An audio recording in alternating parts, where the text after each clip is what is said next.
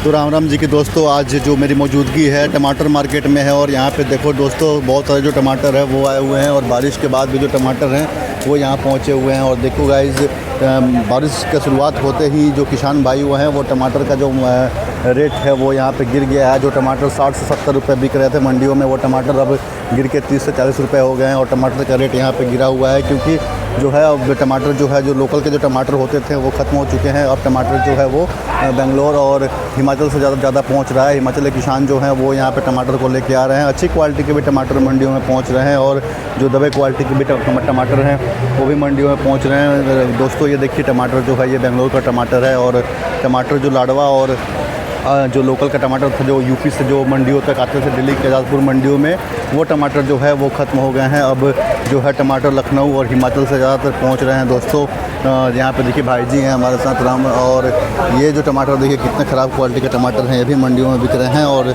अच्छे क्वालिटी के भी टमाटर मंडियों में बिक रहे हैं। बारिश से क्या होता है दोस्तों कि टमाटर का जो फसल है वो ख़राब हो जाता है और ख़त्म हो जाता है, इसलिए जो रेट है वो ज़्यादा बढ़ जाता है दोस्तों। और इस यही कारण है कि दिल्ली के आज़ादपुर मंडियों में जो टमाटर का रेट है वो बढ़ा हुआ है।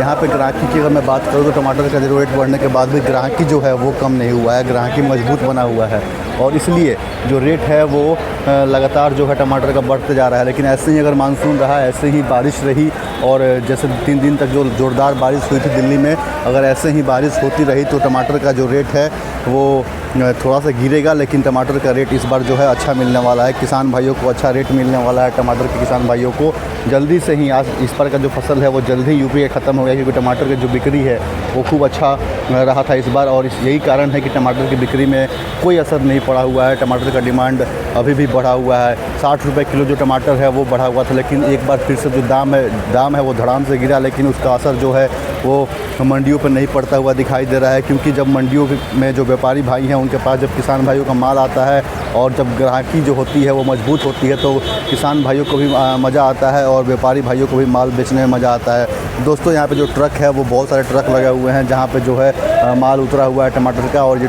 जो ट्रक हैं ज़्यादातर जो माल है वो हिमाचल और बेंगलोर से यहाँ पहुँच रहे हैं। बेंगलोर से थोड़ा कम, लेकिन हिमाचल का जो माल है वो लगातार मंडी में पहुँच रहा है। और यही कारण है कि हिमाचल का जो किसान है वो उनको रेट भी ठीक मिल रहा है। ये देखिए हिमाचली जो माल है वो है देसी माल है अपना, और वो जो है वो बेंगलोर का माल है वो।